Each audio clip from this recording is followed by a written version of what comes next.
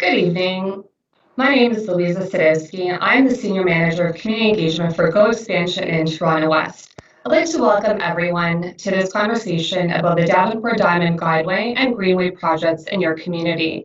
It is my pleasure to be the moderator for this evening's event. As moderator, it's my job to keep the event on time, to ensure your questions are answered as best as possible, and to make sure as many questions are answered in a timely manner.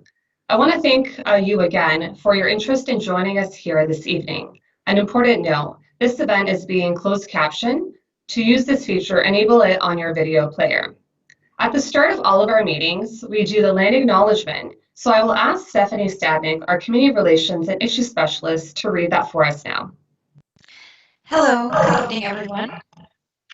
So Metrolinx wishes to recognize that it operates on the traditional territories of the Anishinaabe, the Haudenosaunee, and the Wendat peoples.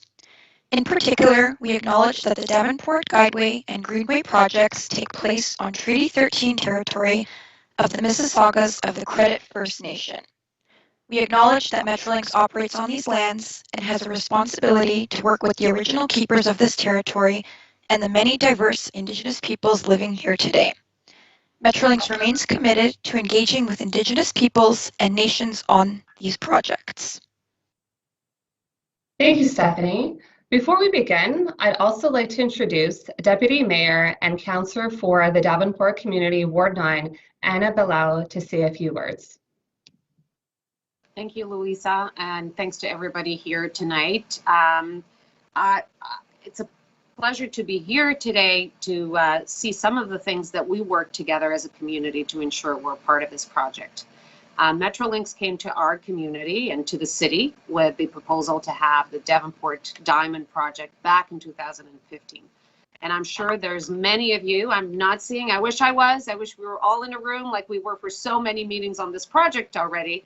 But many of us in the community came together and really put forward a set of requirements that were essential to ensure that this project was going to be a benefit for all the communities along the path. That not only were we only going to be bringing residents from Barrie all the way to downtown, but that we were going to benefit as well as a community that would have these trains come through. That is why we made sure that as part of this project, we had the public realm that you'll see be talked about here today. That is why we made sure that there was a station as part of this project. There was connection to the West Toronto Rail Path.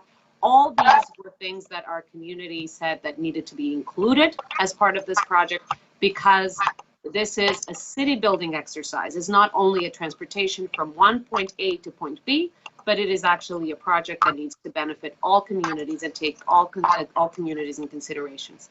I continue on your behalf to ensure that the city works with Metrolinx to ensure that all these things that we've discussed for many hours along many meetings since 2015 continue to come through to these projects. So it's a pleasure to be here today and to continue to work with everybody at Metrolinx to see the vision that the community put through being part of this project and being delivered as part of this project. So thank you all, and looking forward to be part of the conversation once again here today. Thank you, Deputy Mayor. So I just wanted to go over the format and expectations of tonight's live meeting. This event has been designed to allow for as many opportunities for questions and feedback as possible. As you'll see, there is a mechanism for you to type in a question, which also allows other participants to vote for a question. As great minds think alike, we often see repetition in the questions. To avoid reading and answering questions over and over again, I ask that you scroll through the existing questions and see if one covers your area of interest and vote it up. We have scheduled this session to last until 7:30 for 1 hour and a half or 90 minutes. There will be a brief presentation to start, and then we will take as many questions as possible from the panel.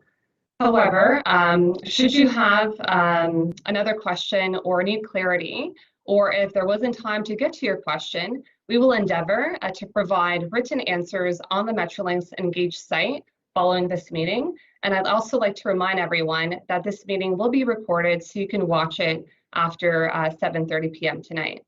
Additionally, there may be some questions we cannot answer. These questions include specific issues, service-related items, or those topics of a confidential nature.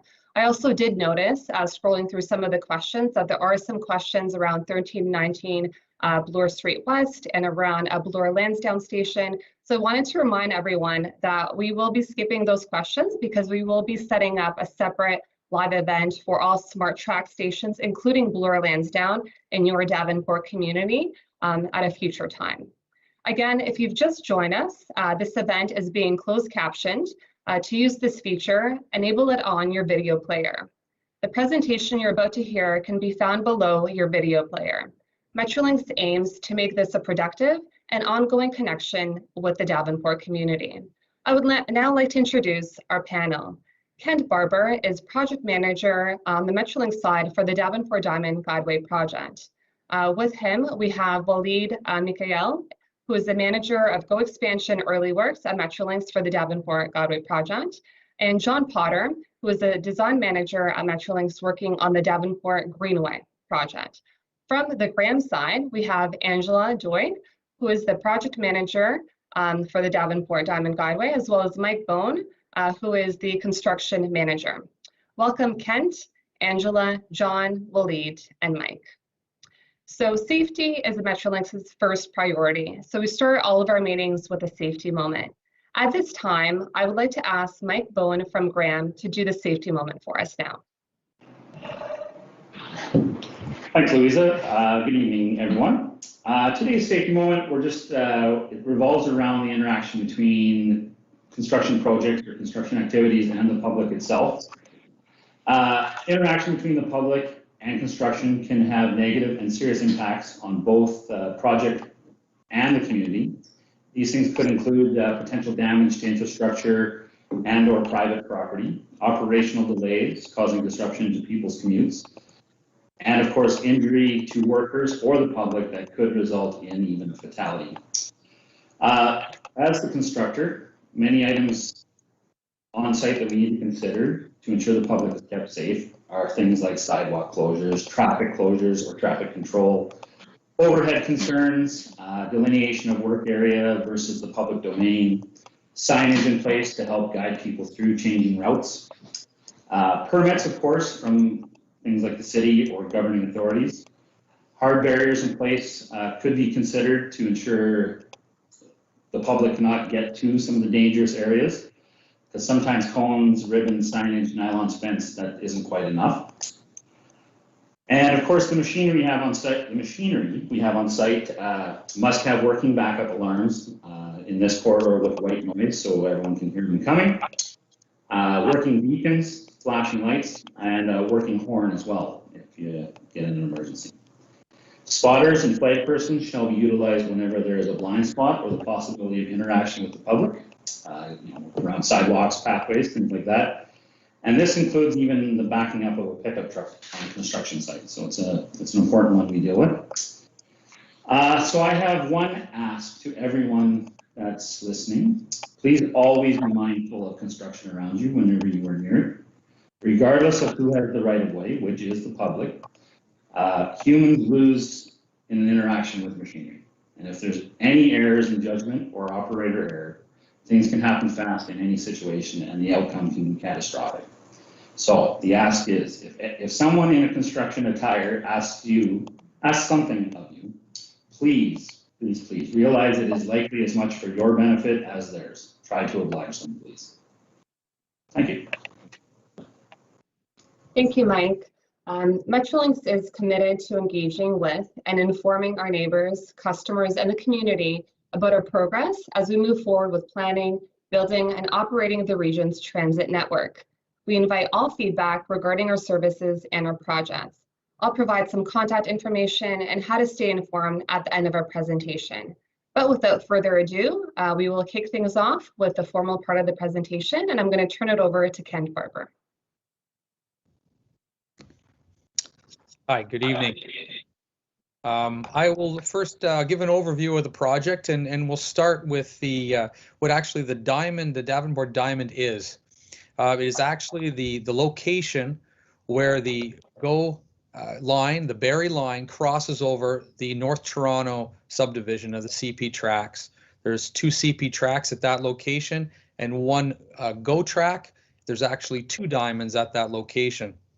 The issue at that location is the conflict that we have between the GO trains and the CP trains that are passing through that area. It's one of the busiest intersections in anywhere in North America. So that creates this conflict and ultimately involves and results in delays to trains when the CP trains are running across that track. The elevated guideway, of course, will separate those 2 lines and create and eliminate that conflict that we see today. Slide 5, please.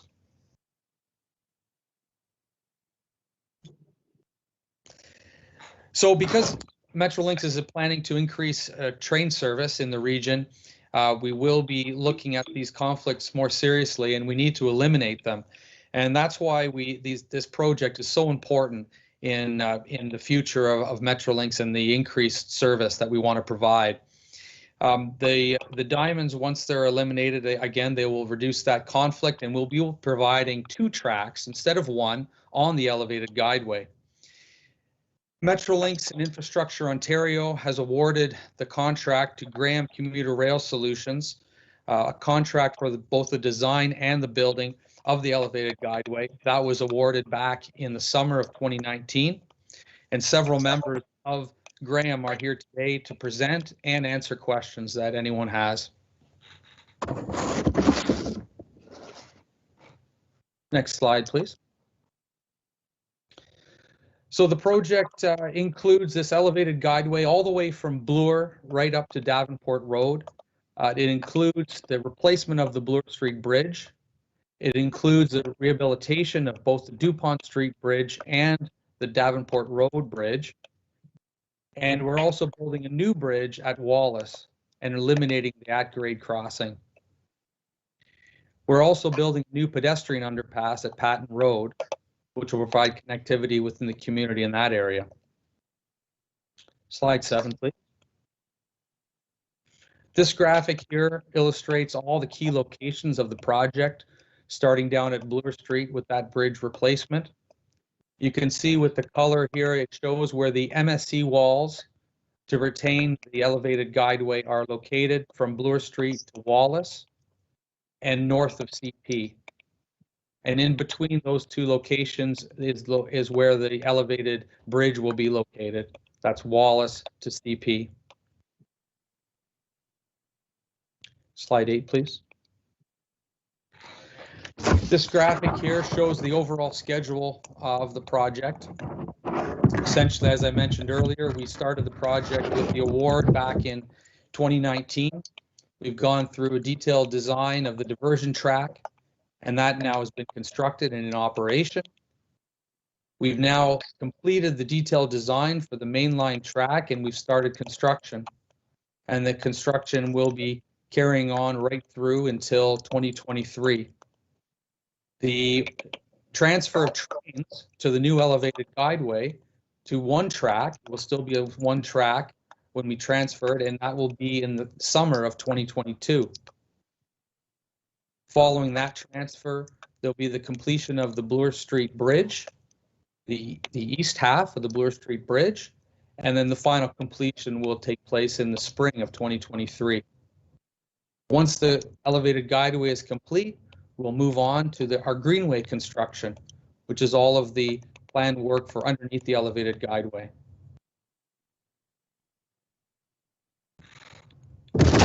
Angela, I think. Thank you, Kent. We'll now turn it over to Angela for the rest of the presentation.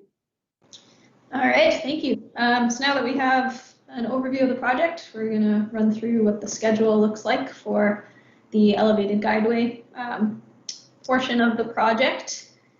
So the first thing on the schedule, the elevated guideway for the new mainline track, it runs where the existing GO train originally ran. So in order to construct the project, we needed to shift the existing train line over to the east side. So that's the diversion track. So the diversion track that was completed throughout 2020 with the movement, we moved the train onto the diversion track the September long weekend of 2020. If you go to the next slide there. In this image here, so you can see a photo, that's the new temporary diamond at the CP track where it interfaces with the GO line. So with that work complete, we can start getting into the elevated guideway construction. Go to slide 10. So starting at the south end of the project, we have the Bloor Street Bridge. So because the bridge has the train currently running on it, we have to replace the bridge in 2 halves. So the train was originally running on the west half of the bridge. It's been moved over to the east half. So that's allowed us to start to remove and replace the west half of the bridge. The west half has come down. The replacement is underway. That'll be done later in 2021. And then later in the project, once we're able to move the train back to the west side of the corridor, we'll be able to complete the east half of the bridge. And next slide. So from Bloor up to Wallace, we've got the South Mechanically Stabilized Earth, or MSE, wall. And within the MSE wall, we have the Patton Road underpass. So MSE wall construction on the south MSE wall is going to be going on fall, winter of 2021. And within that, the Patton Road underpass, because it runs through the MSE wall, we'll be constructing that at the same time and building up from the ground to the top of the MSE wall together with that. And then the Wallace Ave Bridge, so that's a steel girder bridge that runs over top of Wallace Avenue. Because we're using Wallace Avenue as our main access point for a lot of the construction work going down the corridor, the Wallace Ave Bridge, where we erect the girders, is going to be one of the last activities. So on the schedule there, you can see the elevated guideway columns work. So that goes through 2021 into 2022. And then the Wallace Ave Bridge gets finished up the first part of 2022. And next slide. So the elevated guideway runs from Wallace Avenue all the way up to the CP Diamond. So that's a large portion of the project. So that work is underway right now. We're working on the caissons that are getting drilled below grade and starting to put up columns, which is what supports the elevated guideway. So the caisson drilling and columns are underway, and then we'll start getting into the girder erection in late 2021, or starting end of summer 2021 into fall 2021. And then at the about halfway along the elevated guideway, we've got the DuPont Street Bridge. So the DuPont Street Bridge, the train is currently running on it, so we can't do the rehabilitation of that bridge until the train structure is up on top of the elevated guideway. So we've got the elevated guideway construction going throughout 2021, and then once the trains are up top, we can do the partial bridge rehabilitation of DuPont in 2022. And next slide. So north of the CP Diamond, we've got the North Mechanically Stabilized Earth Wall. So that's what's bringing the train from above the CP Diamond back down to the grade of the corridor as it exists right now. So the North MSE wall construction is starting this summer and will be continuing into fall 2021. And the actual CP bridge structure itself, we're underway right now on the north and south side of the bridge, building up the abutments and columns that the bridge is supported on. And then the girder installation for the CP bridge will be fall 2021. Next slide. So up at the north end of the project, we've got the Davenport Road Bridge rehabilitation. So similar to the Bloor Bridge, we've got the train running on one half of the bridge right now. The train's running on the east half, so we'll do the rehabilitation on the west half of the bridge first, and then once we move the train over, we'll complete the east half of the bridge later in 2022. And then closer to the end of the project, we've got the mainline track installation. So once we have the elevated guideway structure and the MSE walls complete, where the train will eventually be running, we'll be able to complete the track installation throughout, right from the north end down to the south. And then we can move the train onto that structure in fall 2022, and then complete the tie-ins and the East Main Line track construction.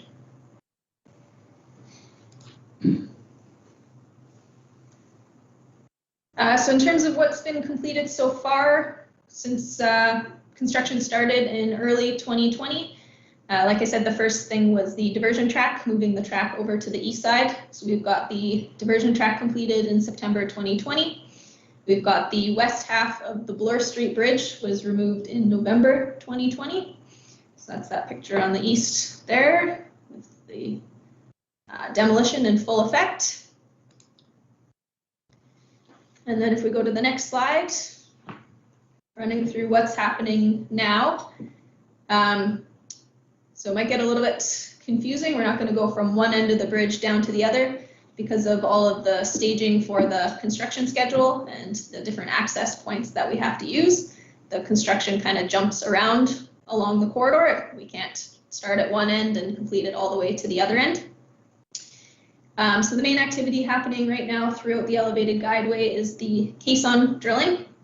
So the caissons, they're drilled down into the ground. They support the elevated guideway structure and transfer the entire load of the structure down to bedrock under the ground. So a hole gets drilled, we place steel reinforcement in it, and then pour concrete. So these are well underway. We started, oh, sorry, if you go to the next slide, we've got the sequencing there.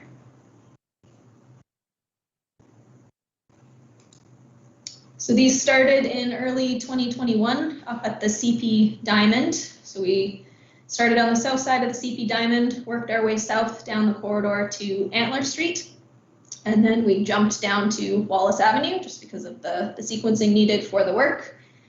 So we're currently working our way from Wallace Avenue north back up to Antler Street. So the crews right now, they're just north of Wallace. They're at about Sarnia Ave, adjacent to Sarnia Ave, working away.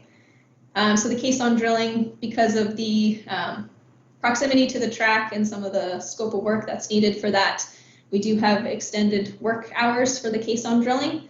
So we are working Monday to Sunday, 7 a.m. to 1 a.m. for that work. So there has been some concerns with noise related to that. We found that the highest volume of noise was coming from the actual drilling activities. So the drill itself stops at 11 p.m. right now. There is work that continues past to 1 a.m. But that noise is less than what's heard from the actual drill rig. So that's how we're trying to reduce the noise as much as possible in the later hours of the evening.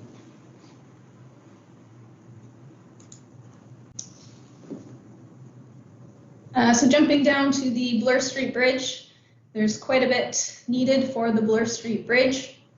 As I said, we're currently working on the west half of the bridge. So you can see from that picture there, the west half is now missing, which opens up the north and south abutments for us. So what we need to do there is demolish the existing abutments and replace them with new concrete abutments to support the new bridge structure. So the steps to do this, the first thing was to install a temporary shoring wall to protect the existing track that's running on the east side. So that work is complete, and we're just getting into the drilling of the structural caissons that are going to be used to support the abutments and excavating behind the existing abutments. So if you go to the next slide. So this gives a brief overview. So May into June, so we're currently working on the caissons on the south side of the Bloor Bridge. And starting next week, we'll start excavating on the north and south sides of the bridge. And then throughout July and August, so there'll be more drilling activities for the caissons, and we'll start getting into the demolition of the existing abutments so that we can start constructing the new abutments. So with that work, some of the work does need to happen from Bloor Street. We do as much work as possible from the corridor behind the abutments. But because those abutments are right adjacent to the road, for safety, we need to shut down the road. And we also need to use the part of the road structure for equipment when we're working on the front face of those abutments. So the next item here is column erection. So column erection is underway. If anyone's seen these nice purple forms, these are the forms that are used for the columns. So we place these forms, place reinforced steel inside, and then pour these with concrete, and then these support the elevated guideway structure above. So you can see in the rendering there on the left side all of the columns that are supporting the elevated guideway. So we've currently got one set of these forms. They're sitting just south of DuPont Street right now. So we'll have a second set of forms brought into the corridor. So we'll have one set of forms moving DuPont north to CP, and then the second set are going to be moving south from DuPont down to Wallace. So that'll allow us to have two crews going and expedite these columns. And if we go to the next slide, so up at the CP Diamond, we've got the CP Bridge. So in that rendering there, you can see what will eventually be the CP Bridge running over the tracks. So what we're working on right now, in the text there, you can see where it says North Abutment. So the crews are currently prepping that north abutment wall. There's a pile cap underneath the wall that transfers the load from the wall down to the caissons. That pile cap is complete. So we're starting to form up and put the rebar in place for that north wall. So the picture on the right there, you can see all of those bars sticking up. That's the rebar. And then we place a form around that and pour that. So that pour is planned for later in June. And then on the south side, we've got a pier structure for the CP wall. So that's going to be happening throughout the summer as well.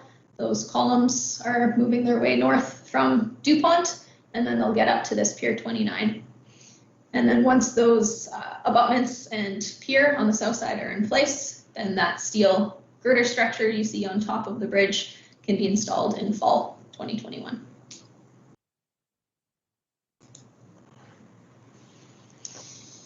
So that's everything that's underway right now. So work that's coming up. We haven't hit on the MSE walls yet. That work has not quite started, but it will be coming. So that image on the right there, that's an example of what an MSE wall looks like. So you can see it's got concrete panels on the face of the wall in that kind of jigsaw pattern. So the jigsaw pattern is to hold the panels in place. And then on the back of those panels, there's a steel strap that holds the wall panel back, and then the dirt behind the wall sits on top of those straps. So the dirt behind the wall holds the wall in place. So with these walls, there's two of them on the project. So we've got the north MSE wall running north from CP, and then south from Bloor to Wallace. So the north MSE wall, that work is going to be starting up within the next couple of weeks here. We're just waiting until we finish the north abutment of the CP bridge, and then we can get underway with the north MSE wall. And then later in 2021, once we get some of the work with Bloor and the work for the Patton underpass complete, we can get started on the south MSE wall. So that'll be starting up in later 2021.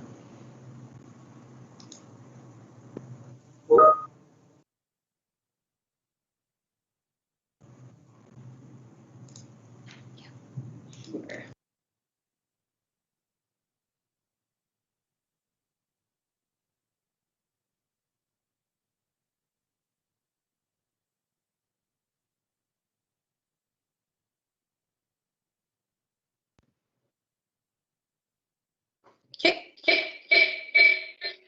1 second. You hear yourself. Just a few moments. Sorry, let's start.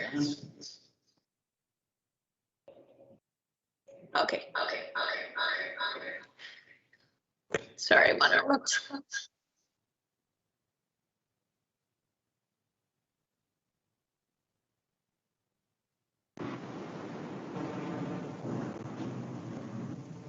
That okay?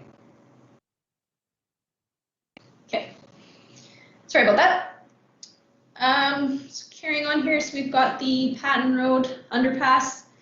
So this is running through the south MSE wall. So you can see it in that image there, the underpass running through the wall.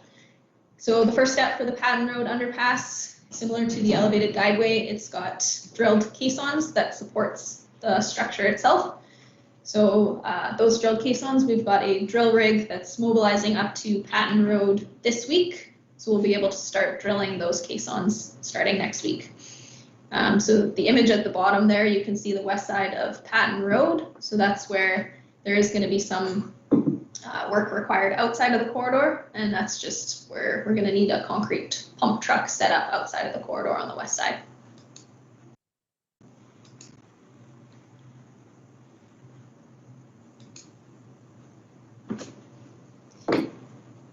Okay, and then moving down to girder installation. So once we get all the columns complete down the length of the corridor, then we get into the fun part of the project, which is starting to erect the precast concrete girders that line the top of the elevated guideway. So each girder, so one girder you can see in the image there, we've got one set of columns stretching to the next set of columns. So between those two columns, that's one girder. So each one of those girders is made up of 3 segments or 3 pieces. And that's because these concrete girders, so they're precast, they're cast in a fabrication plant off-site, and then they're brought by truck to the project site. They're staged at our Lansdowne yard at 640 Lansdowne. So we have trucks bringing in these massive pieces, and then we post-tension them in the yard at Lansdowne. So we combine the 3 pieces together. We've got one long piece, and then we have trucks that take that long girder into the corridor so that we can erect it on top of the columns. So if you go to the next slide, we've got an image here showing how it's going to work. So this is kind of the general setup. It'll be a little bit different in different locations along the corridor. But the image on the left there, so this is just north of Wallace Ave. So we're going to have this big gantry crane set up. So how it works, the girders get trucked over from the Lansdowne yard. They get brought in on this, this dolly that you see on the ground here. So the dolly brings in the first girder. We've got this, it's called a gantry crane that lifts that girder up and then moves it over onto the elevated guideway. So that's where you see those 2 girders sitting on top of the elevated guideway. So it lifts those on, and then we've got it's called a launcher, which actually launches those girders out to the next area and then lowers them, and that forms the next part of the elevated guideway structure. So it's a little bit hard to see without a video, but this gives a bit of an idea of what the corridor is going to look like. So if we go to the next slide, so this kind of gives the laydown. So that setup we showed in the image, that's how all of the girders between Wallace and, oh, sorry, back one slide. All of the girders between Wallace and DuPont are going to use that setup. So the girders will be coming in at Wallace and get launched out towards DuPont. The girders directly over top of DuPont are a little bit different, just because it's a bigger girder section that goes up there. So for that piece, the girders are going to be coming in at Patton Road, and they're going to be put on rail and traveled down the existing rail that's in the corridor to DuPont, and then lifted off the rail structure up onto the elevated guideway. So for that work, there is going to be a crane set up down below on DuPont Street for some of that work to help set up that crane. So with the whole girder erection, we're working through the sequencing right now. We're trying to set it up so that we can do as much work as possible during the day. But because we're launching girders and there's a safety concern with the train passing, we're just sorting through how much of that we can do during the day versus what needs to happen at night for safety.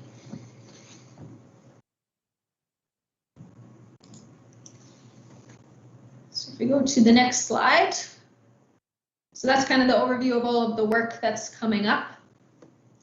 So with the work that's ongoing and the work coming up, we're trying our best to limit the overnight work as much as possible. But because the corridor, it's pretty confined, there's not a lot of space, and we have an active train running through the corridor. We have to do our best to keep crews safe. So in the image on the bottom there, you can see next to the train, there's a concrete barrier. So we've got a concrete barrier in place running down the corridor to separate our work area from the trains that are running. So that helps protect our crews while letting the trains continue to run during construction. But with some activities, we can't keep the trains running while we're doing work. So we need to use the windows when the trains are running, which is where the overnight work comes into place.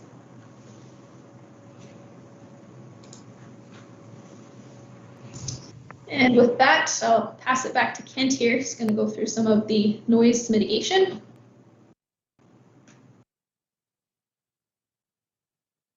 Sure. Thanks, Angela. Yeah, we obviously recognize that noise in the community is a very sensitive subject, and we wanted to make sure that we are doing our best to limit that noise. Now, on this particular project, we have established two sets of criteria, one for daytime and evening work and one for nighttime. These limits are based on FTA guidelines and are essentially the LEQ numbers, which are the equivalent sound levels over a period of time. So in this case, again, those time frames are from 7 in the morning till 11 at night and from 11 p.m. till 7 a.m.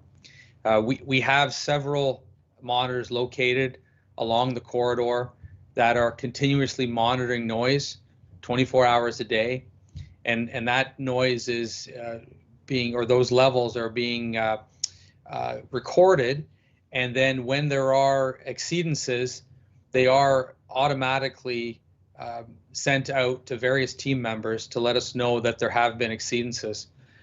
These are typically received at the end of those time periods, whether it be first thing in the morning or at the end of the evening at 11 p.m. So then the team would sit down and investigate exactly why those exceedances happened, and then put in place a mitigation strategy to ensure that does not happen again. We know that the overnight work is disruptive to the community, and we are trying our best to limit that work, although, as Angela mentioned, we do have certain activities that need to be performed when there is no train traffic. And so those activities will still need to happen during those periods. We do have a number of criteria in the contract, limitations to avoid excessive noise. We're not allowing blasting, of course. We're not allowing pile driving. We are using white noise backup alarms. We have limitations on idling of equipment, and we've even introduced some silencers on mufflers for machinery to try to help with those noise levels. So with that, we are trying our best, but we will continue to monitor for the duration of the project and ensure that we stay under these limits.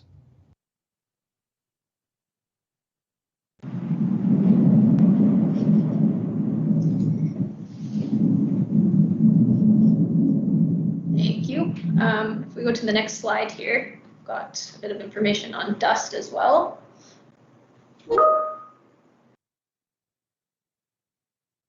So the dust and vibration mitigation, so as Kent mentioned, we've got monitors set up for noise. We also have these monitors set up for vibration. So there's a few vibration monitors set up throughout the corridor. So they're set up at where we have sensitive locations. So on buildings buildings that are close to the corridor where vibrations could cause concerns structurally. So with the vibration monitors, it's immediate notification if there's any vibrations beyond the limits, so that if there's an exceedance in the vibration, that work can stop immediately to make sure we're not causing any damage to the surrounding buildings. And then with dust, so dust is always a concern on construction projects. So there's two ways that we mitigate dust. The number one way is we have water trailers set up within the corridor, so we're always monitoring dust and using these trailers to wet down the area. And then in instances where we can't use water, so for example, when it's cold enough that the water could freeze and cause a safety concern, we do have environmentally friendly chemicals that we can spray on the dirt. to limit that dust. And we do have air quality monitors set up throughout the corridor as well, so they're tracking and monitoring where we have concerns with dust as well.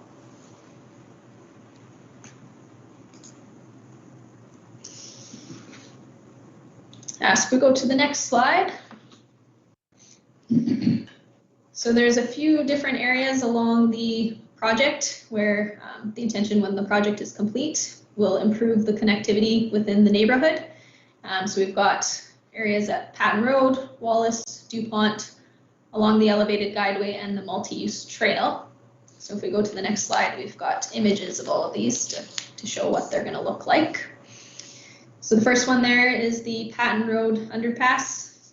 So this image is, so the image on the right, that would be the park area on the west side of the underpass, looking east through the underpass. So that's going to run through the MFC wall and provide a connection from the west side to the east side, which we don't have right now. And then on the next slide, we've got the Wallace Avenue connection. So this is where we have the existing at-grade rail crossing running through Wallace Avenue. That's obviously quite a large at-grade crossing. So with the elevated guideway, the train will be running over top of Wallace Avenue, which opens up that intersection, gets rid of that crossing, and then just allows for better pedestrian access as well through that area without having to worry about trains going through. And on the next slide, we've got DuPont Street. So this is showing the elevated guideway that's running on top of DuPont Street. So the existing DuPont Street has the train running on it. So once the train gets moved up top to the elevated guideway, that opens up the DuPont area and allows a connection along the multi-use trail and underneath the guideway that connects that area.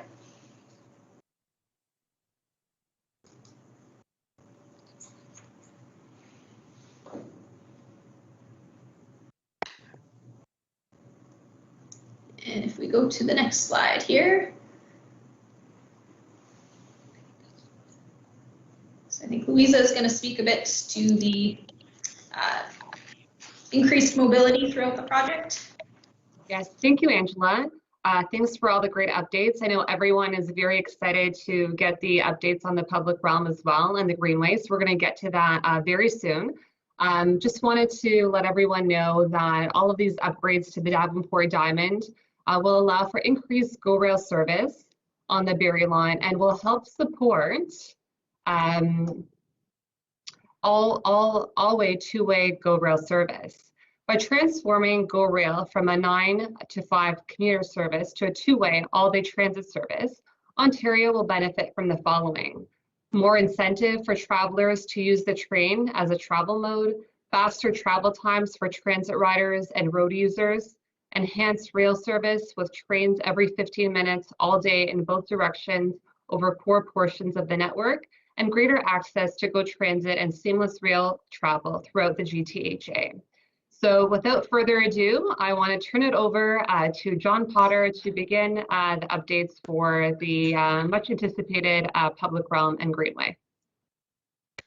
Great, and thank you, Louisa, and thank you, Kent, Mike, and Angela for presenting the Guideway project very well. And I have to say, it's hard to imagine right now, but we did a visit to the precast facility to look at the mock-up of the elevated Guideway span last week, and it was exhilarating. We've been working on this, some of us, for 6 years, and to start to see the project really take shape, and you're seeing that with the piers that are currently being formed. I think it's going to be very exciting as we move to the next phase of construction. So anyways, moving on to the Davenport Diamond Greenway. The Greenway, as you know, is the name we gave to the public realm that is basically being opened up by elevating the Barrie corridor tracks. So we have now procured a design consultant, as I'm sure most of you have read about, and we are really going to be starting detailed design in earnest. We're setting up a community liaison committee to work with us. So we'll talk more about that later. But anyway, let me start by talking about some of the benefits and key features that the Greenway will bring. Again, it starts with the fact that we're going to be, opening up new space below the elevated guideway, which becomes an opportunity to do extensive landscape and plantings. That's the green spaces. One of the biggest changes, especially south of DuPont, is the fact that for the first time in a century and a half, this community will have extensive east-west connections. And, much like Berlin did in the 1990s, I think it'll be interesting to see how the two sides of the community start to stitch together.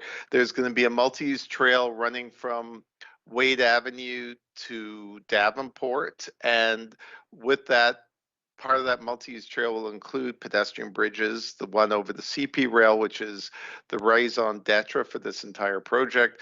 We're going to have the underpass at Patton, and coming from that, there'll be enhanced connections to transit, both in with this project and hopefully in future projects that are, will come down the pipeline.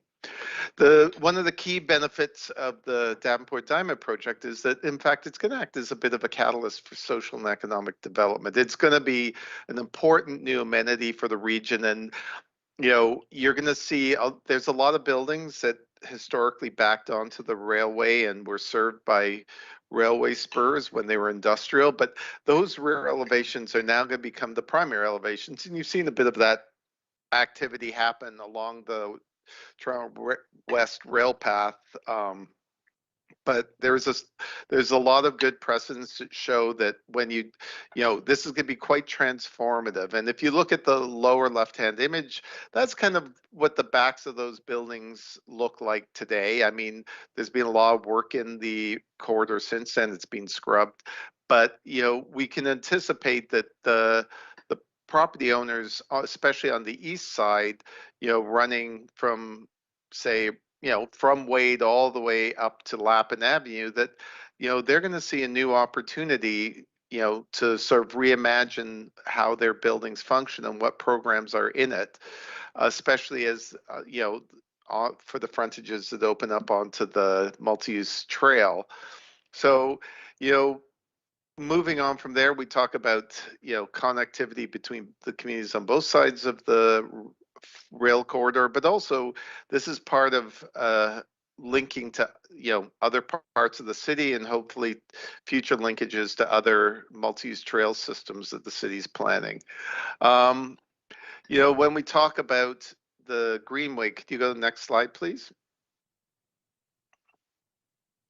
So when we talk about the benefits of the Greenway project, and as you might have heard, that originally the Greenway and Guideway, which is the term for the elevated Guideway, were supposed to be a single project, but Metrolinx made the decision to split it into two procurements, and that's because the procurement model we're using for the Greenway is called design, bid, build, and that's that particular contract model allows us much greater control in what is constructed, which means what the work we do with the consultants, they produce a package that is fully designed to go to tender, and what is in that tender package is what will be delivered.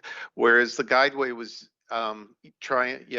used in what they call an alternative financing and procurement model, which is designed to benefit from the sort of innovations and expertise of the private sector and bring value that way to the public.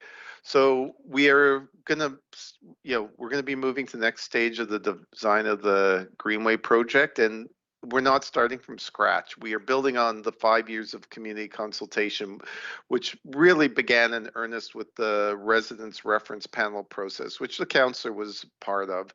And now that process, we got a lot of good ideas. They were ideas that came from the community, from the people who live there. And believe it or not, those initial ideas have persisted all the way through to today. And that's what we'll be building the sort of next phase of the Greenway design on. As you know, an issue we've heard over and over again over the years is this issue of, long-term durability and maintenance of the parks or the Greenway. Nobody likes to see capital money spent and then have the the public realm fall into disrepair because either it was not designed to be durable and tough enough to last, or there wasn't adequate maintenance budgets. That is a key priority. The project we want to hand over in 5 years' time, we want it to look substantially the same, or, you know, ideally it'll evolve over time, but we want it to look good for 25, 30, 40 years. And that is our kind of mandate to the design team. So in terms of schedule, nothing's changed. We split the project. We went to a different procurement model for the Greenway project, but the Greenway was always going to be constructed after the Guideway was complete. You couldn't have the two scopes of work happening concurrently. So there is no change. We're still on track with as per the original schedule. And as you've probably heard, we are setting up a community liaison committee for the Greenway project to ensure that there's a continuity in the design process. In terms of the continuity of design, I spoke earlier that the original scope that dates back to 2015 and will be the building blocks for this project. So we are looking forward to hearing from people as we move forward, because of course within those building blocks there's, you know, we will be refining the design to reflect the community as it exists today. And finally, just as a summary, the key public, elements that will be included in the Greenway, you're seeing the slide. Next slide, please. Okay, the most important elements are the linear park that will be built under and adjacent to the elevated Guideway. This is an opportunity for the east and west side of the communities to reconnect, especially at the major roadways, Patton Road, Wallace, Antler, DuPont, and up towards Davenport Village. But it's also a chance for Campbell Avenue Park to extend and meet the Greenway on the east side of the elevated Guideway. The spine of this project, of course, is a fully accessible multi-use path, and we will be doing a lot of work on ensuring that we have a sustainable, low maintenance landscape program that includes pollinating gardens and other types of plantings that we're hoping to develop over the next coming months. And then of course this is a question that's come up, gathering spaces for the community. Of course, all the space under the Guideway is potentially a gathering space for the community. We're not aiming to over program it.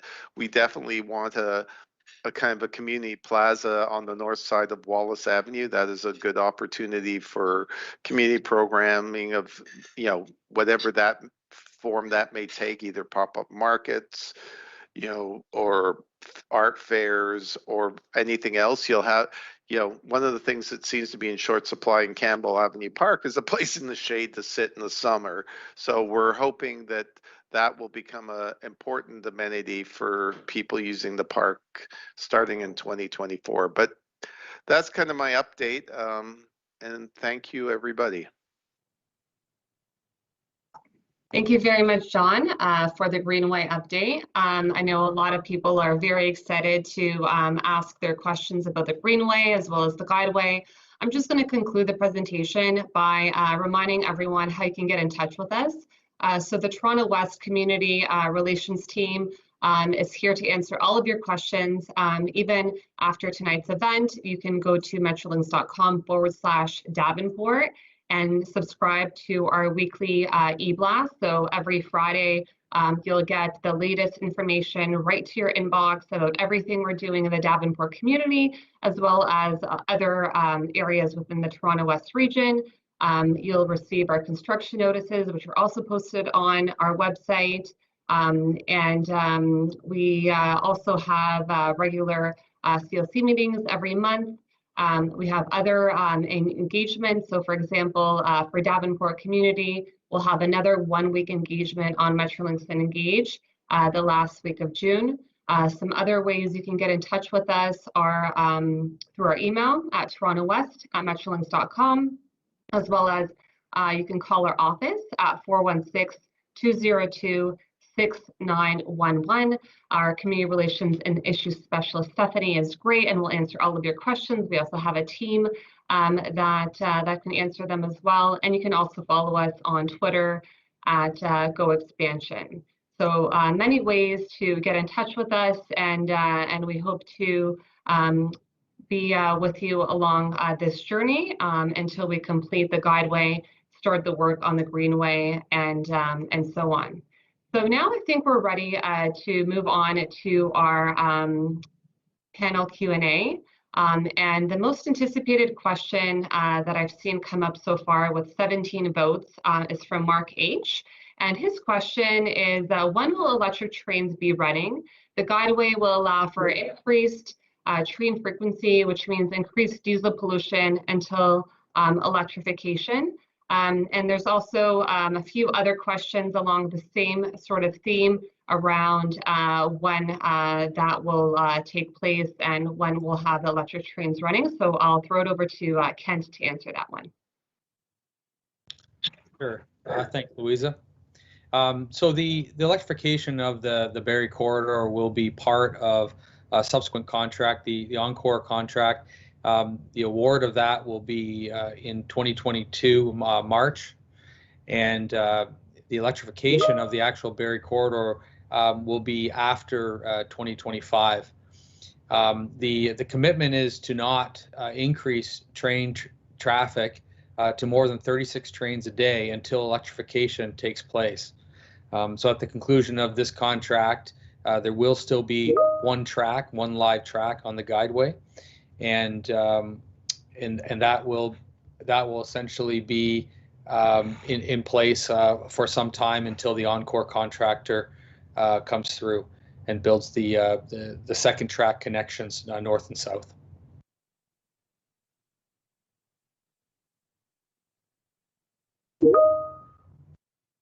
Thank you, Kent. So we have a lot of questions on the Greenway. So I'll go to that one next. Let me just pull that up. Okay, so north of the Diamond, where will the Greenway connect to other parks or streets? And does the design leave room for possible extensions? So we had 13 votes for this one. And I'll throw it over to John Potter to answer this one. So yes, we're making sure that the design of the Greenway project is not close-ended. It's designed to be open to expansion as other projects in the future come on stream. We've got a sense of some of the City of Toronto's plans for multi-use trails both north and south of here. So yes, it's meant to be it's meant to sort of be able to connect to whatever comes next. In terms of north of the CP tracks, the Guideway will connect to Davenport Village Park and the roadways there. That is going to be one of the ways that cyclists can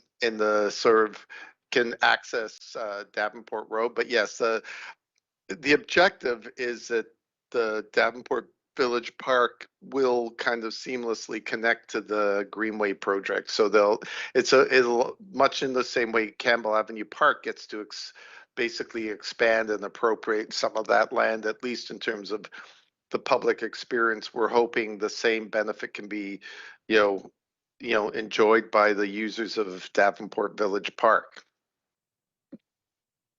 Thank you, John. We have another question for the Greenway. I'm hoping you can answer. Yep. It's also around connections. So will the current designs make it possible to extend the Greenway further south to connect to the West Toronto rail path at Dundas Street? Yes. Right now the Davenport Diamond Greenway project, it ends at on the south end at Wade Avenue, where there'll be a connection through to the street and then to Lansdowne Station and point south. But again, there's the plans outside of our project boundaries. They're always evolving, and we aren't precluding the ability to connect to the south in the future. Great, thank you. Louisa, So can I I see. just add something to Mhm. that? Go ahead.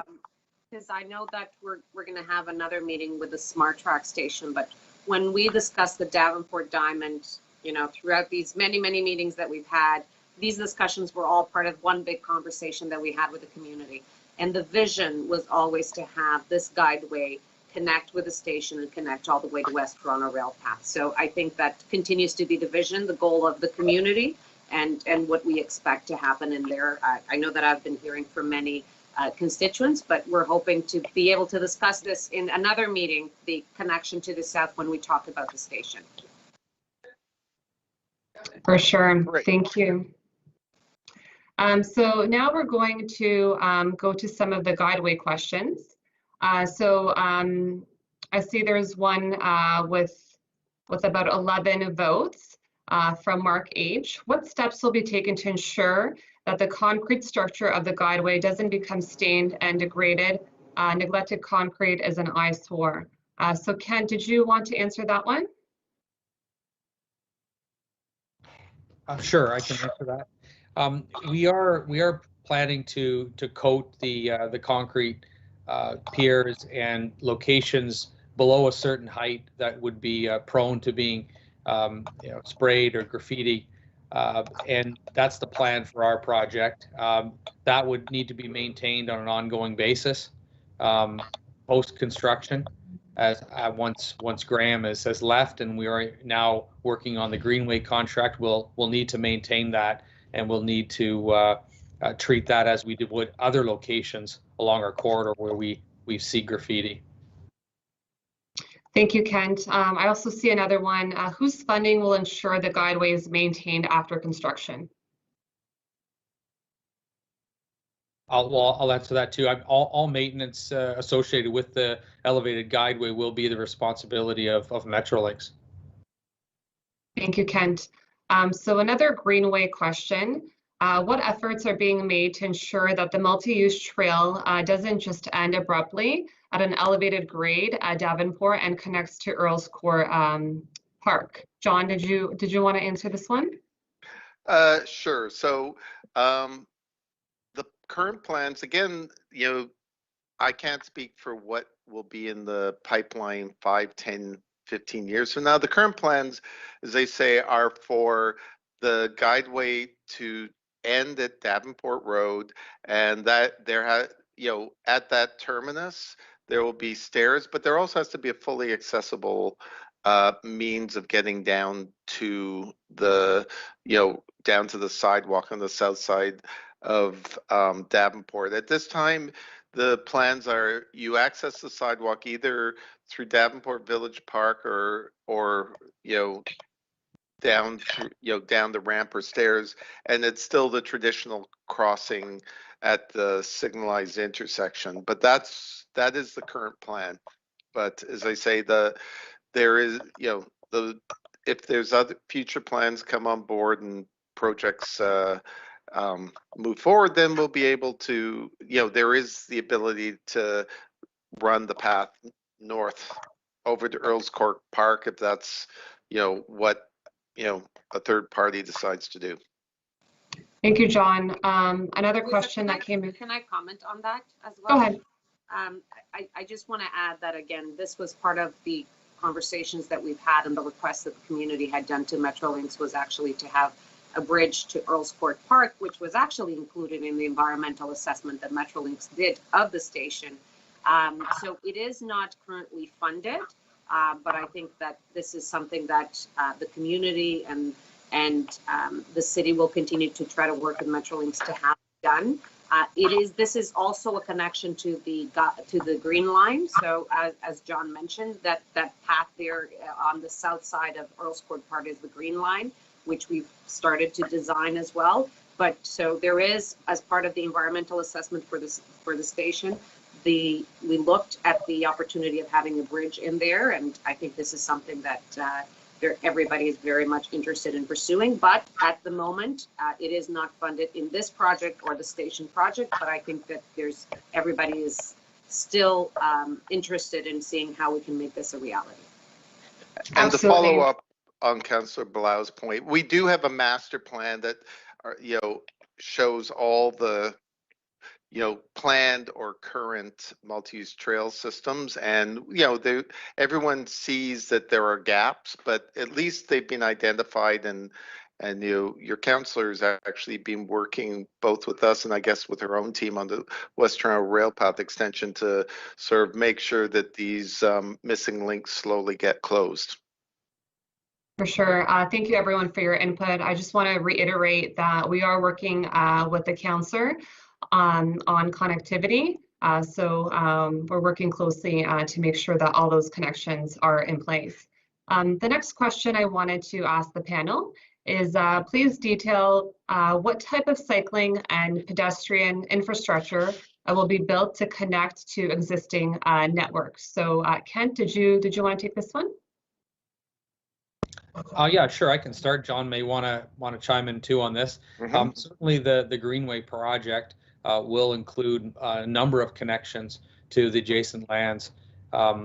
We talked earlier about the Patton Road connection.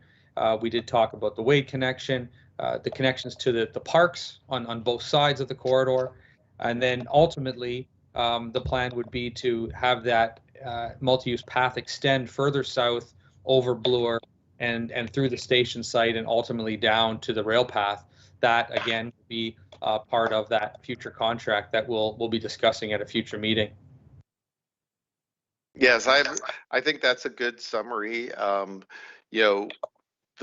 Basically there are going to be more significant connections, but Kent really talks about how the multi-use trail it becomes it's part of a street level network of connections now that will be coming on stream when the Greenway project's finished.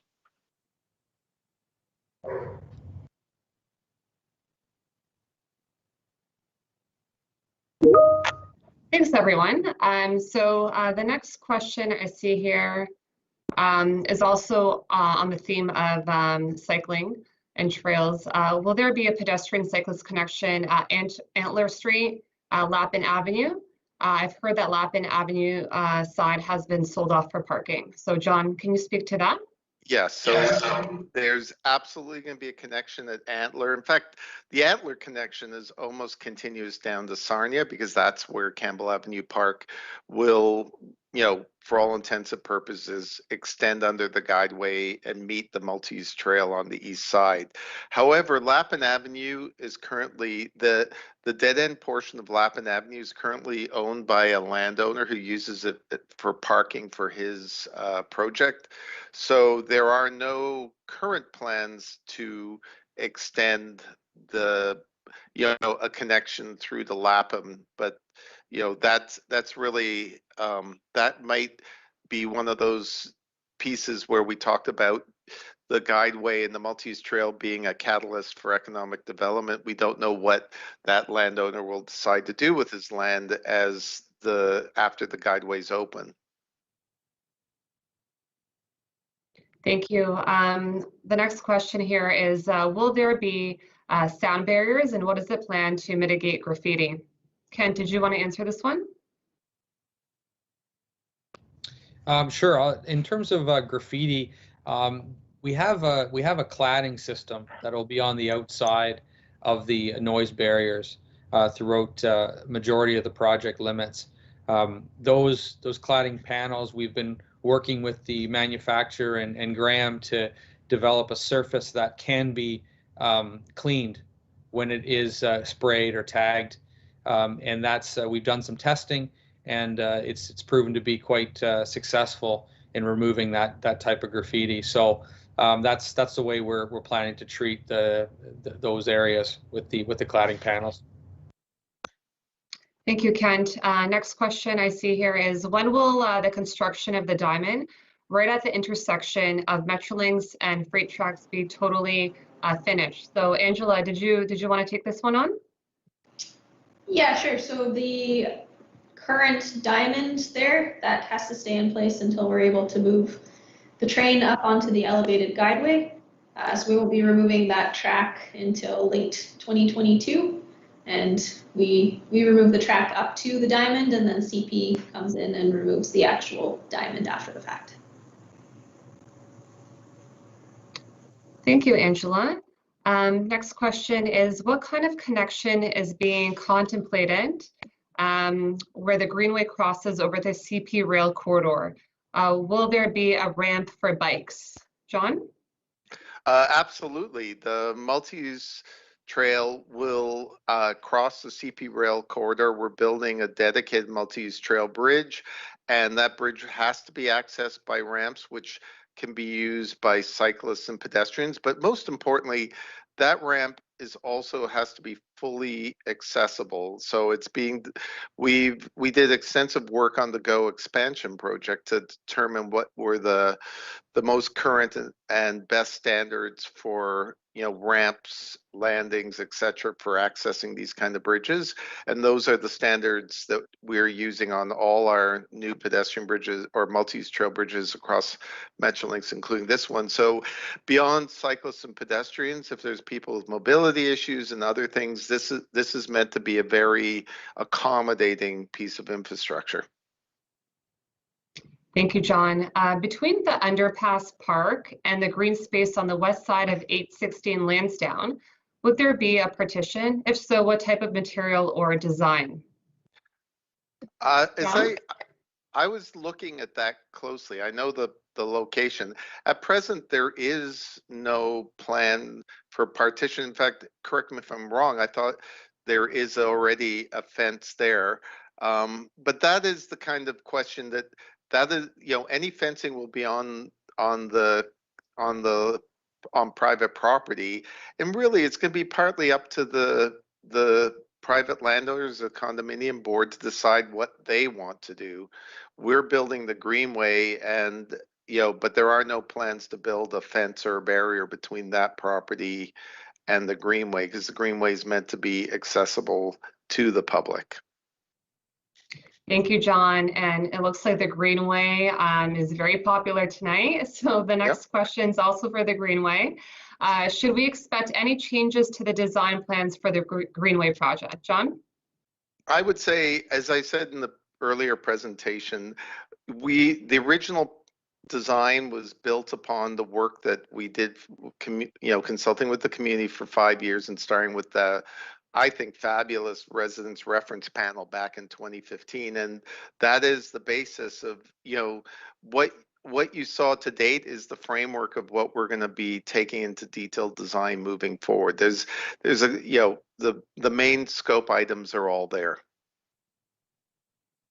Thank you, John. And Mike, we don't want you to fall asleep, so I'm going to throw a question at you now. How will the large girders be transported to the site? Well, they will be trucked in from the location that John was talking about earlier from the recast plant. And Angela mentioned it in her presentation. They come in segments. Most of the girders are in 3 pieces. And then in the Lansdowne yard that we have at 640 Lansdowne, we actually tension them together, and then the trucks will take them out. For the most part, we'll be taking them out up Lansdowne northbound, then westbound on Wallace to the corridor, in which we will erect them from that point. Thank you, Mike. So the next question is COVID related, and I'm going to throw this one to you, Kent. How have the conditions brought about by COVID affected the timeline for the Guideway? Is the project expected to still finish on schedule?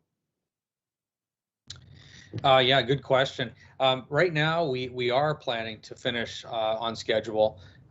We obviously see around us a lot of issues that come up related to COVID, supply chain issues and so forth.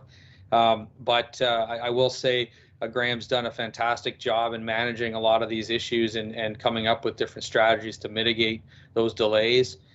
So as of right now, today, we are looking like we're on track to finish on schedule. So it's been a really good effort by everyone involved. Great news.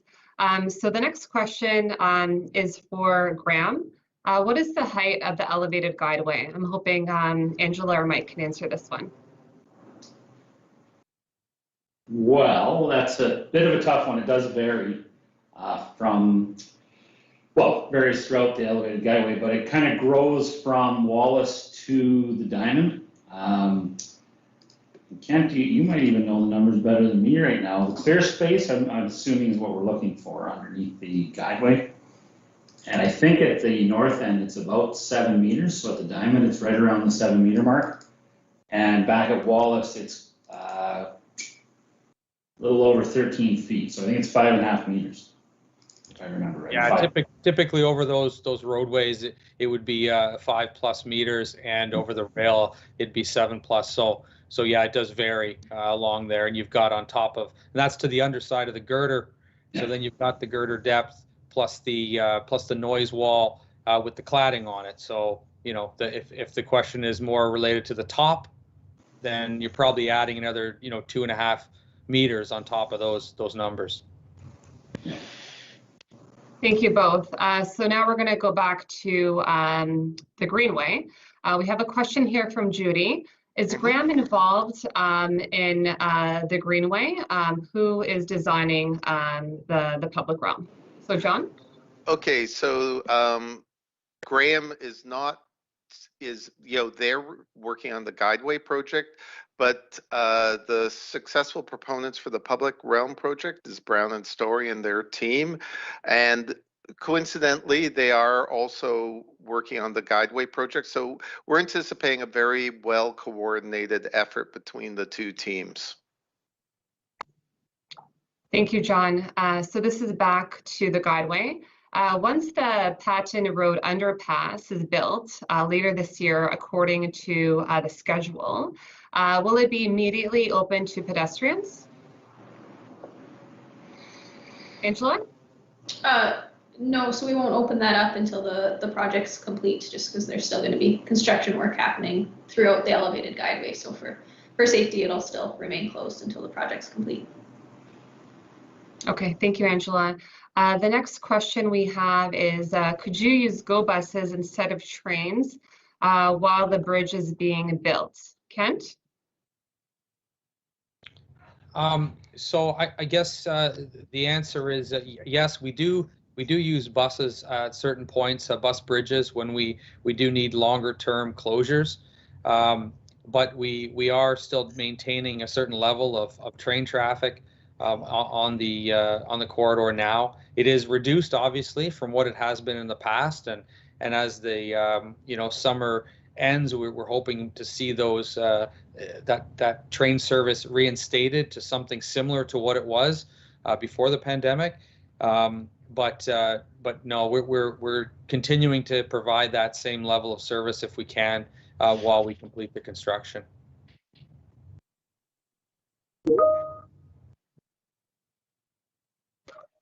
Thank you. So the next question is just around budget. So Judy is asking, what is the budget? I'm assuming for the Guideway and for the Greenway, since she doesn't specify for which project. So I'm hoping someone can answer that one.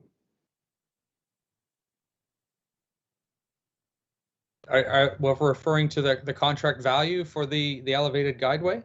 Yes, let's start with that. Approximately 175 million. Thank you, Kent.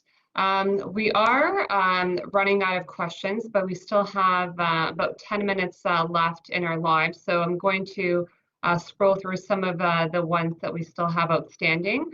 I just wanted to remind everyone that joined today that any sort of questions around Bloor Lansdowne Smart Track Station or anything around the future development of 1319 Bloor Street West, which will be the future Bloor Lansdowne Station, or about Smart Track stations in general, will be covered off in a live event in the future that we will be organizing for that separately. So the next question I see here highlighted is, will there be space for food and arts pop-ups anywhere along the Guideway? I'll take that. Yes. In fact, part of it was a request that came from the community years ago, and it's stayed in the project, and it will be in the, you will see it built, is just north of Wallace Avenue, which, as you all know, is the commercial heart of the neighborhood. There is a plaza that we're building under the Guideway, and that plaza was always designed to host whatever community activities, whether it's a pop-up market, an art fair, book fair, antique market, or pop-up food stalls, or that is what that space was designed to do. So yes, there is an opportunity, there is a space, and we're hoping that it'll enhance that commercial center. Thank you, John. Another question I see is, can something be done to slow down traffic as it crosses the Greenway at Wallace Avenue? Perhaps raised intersection? That is actually, Wallace Avenue is the City of Toronto right-of-way, and we actually have, the roadway, that is not something that we have any jurisdiction over. So that question we can forward to the city, or Councillor Bilal can. Can you repeat the question again, Louisa? Sorry.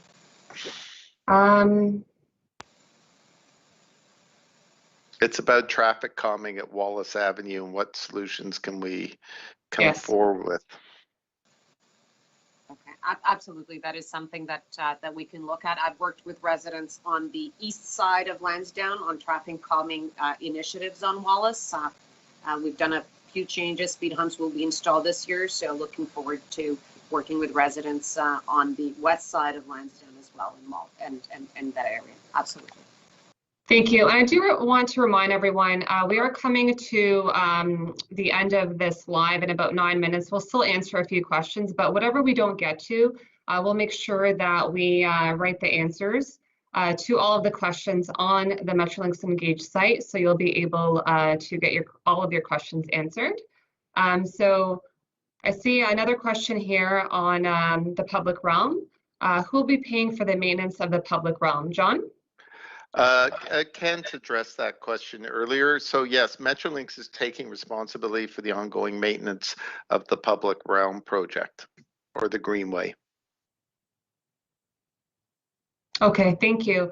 So the next question I see here is, between the 812 and 816 Lansdowne buildings, will there be a direct access walkway to Underpass Park and another link to Campbell Avenue? As I say, any project that, any condominium project or private, any private landowner, they can choose how they want to connect to the multi-use trail. I mean, one of the great things about the multi-use trail, we talk about the Guideway project and the Greenway project. In fact, there's a third phase that we have, is one that Metrolinx itself doesn't control, but the city will work with landowners, to help them see the vision for what they can do. And, once the Guideway is complete, like a major change is the fact that the back elevations actually become building frontages. And I know may sound like an arcane planning change, but it actually makes a huge difference to how these buildings might function over time. So think of the last phase of the project is how the community grows and adapts once the Greenway project is in place. Thank you, John. I see another question here. The bridge supports provide a large canvas for graffiti and tagging. Will the new design plan include vine and/or plant treatments to reduce graffiti? John? Kent spoke about the first phase of that. As part of the first phase, we're striking a datum at 2.7 meters above grade, where we will be applying a pigmented anti-graffiti coating, so that as a baseline, we can manage graffiti. Now, any questions about vines? There are some restrictions around vines on rail infrastructure, and that's something that we'll have to talk with our rail safety folks. But vine structures, anything else, that would be an element that we might be looking at as part of the Greenway project. But as a baseline, we are putting a pigmented anti-graffiti coating on all the columns up to 2.7 meters, which will at least help us manage graffiti in the short and medium term. It could be the long term, but we don't know yet what our proposals will be in the Greenway project. Thank you, John. I see another question here. Where would the multi-use trail fit along the CP bridge section? It's not clear from the image, I guess, in the presentation. Because the image is looking east, so you're seeing the CP rail bridge. The intent of that rendering was to just express the reason for the whole project, and that is to remove the at-grade diamond crossing, which is, is it's a very, from a noise perspective, it has a big impact on the community. So there's safety, but another benefit we don't talk about is, removing, long-term, removing the noise impacts of that at-grade crossing. But the multi-use trail bridge will be on the east side, so it was partially concealed by the fact that we were looking at the elevated guideway from the west. Thank you, John. So the next question here from Hayden. Why doesn't Metrolinx activate both east and west track before electrification for operation efficiency?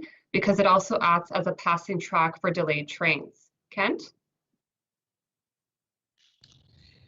Yeah, as I mentioned earlier, the next contract, the Encore contract that's going to come in late next year, they're going to be constructing and completing the double track to the north and south of our project. So until that work is completed, there won't be any active second track.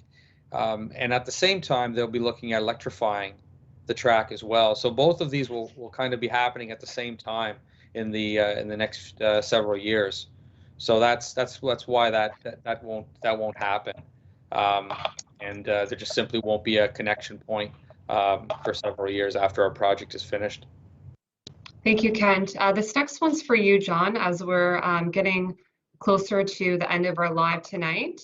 Are the funds for the Greenway set aside? Are they guaranteed even if the Guideway goes over budget? And this question's from Maria. Yes, and actually Kent's the best person to answer that, but I assure you they're two separate contracts and they each have budgets attached to them. But Kent, do you have anything to add? Not specifically. I mean, yes, they are totally separate contracts, each with established budgets for each of them. So there's no concern with one taking from the other. That's definitely true. Thanks, everyone. So that brings us to the end of our live tonight. I just wanted to remind everyone that there were several questions that had high votes for the Bloor Lansdowne station. So I just want to remind everyone to subscribe to our Toronto West e-newsletter, where we'll be sharing updates in the coming weeks about the upcoming live that we're going to be organizing specifically for the Smart Track stations. I wanted to thank everyone for joining us this evening. I wanted to thank the panel and the Deputy Mayor for their time and being with us today and answering all of your questions. As I said at the outset of this live tonight, your feedback on our services and our project is welcome, and answers to all the questions will be posted online to the ones that we answered live tonight, as well as the ones that we didn't get to. So we'll make sure that those answers are posted over the next week.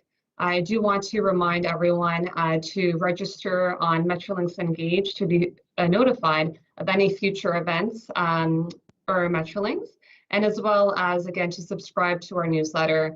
You can always go to our project website at metrolinx.com/Davenport for all of our construction notices and all of the updates for anything happening in your Davenport community.